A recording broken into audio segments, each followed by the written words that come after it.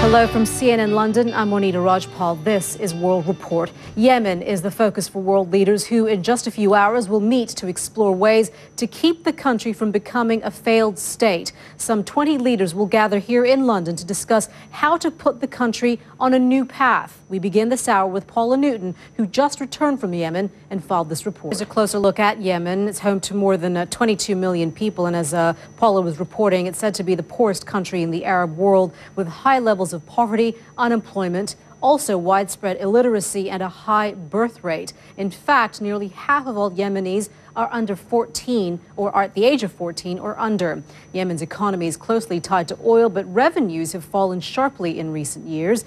The country is also suffering from a water crisis. At current rates, wells in the capital of Sana'a could run dry by 2015. Well, tomorrow the focus shifts from Yemen to Afghanistan. World leaders are under pressure. They'll meet to try to hammer out a plan to hand power back to Afghan forces.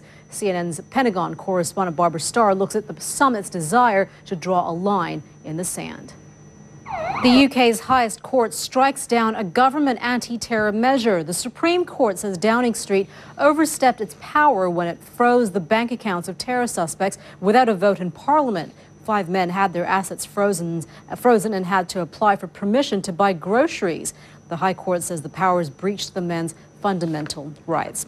Well, the inquiry into Britain's involvement in the Iraq war is back in the spotlight right now. Former Attorney General Lord Goldsmith is being questioned. The inquiry is trying to determine why he advised then Prime Minister Tony Blair that the war was legal. Well, CNN's Phil Black is outside London's QE2 Centre where the inquiry is being held. Phil.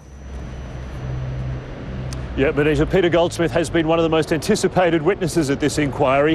Fans only have a few more hours to wait until the iPod maker unveils its latest creation. Tech watchers say it's going to be a tablet computer, and bloggers have already nicknamed it the iPhone on steroids. But no one is actually sure what this thing can actually do. Morgan Neal reports.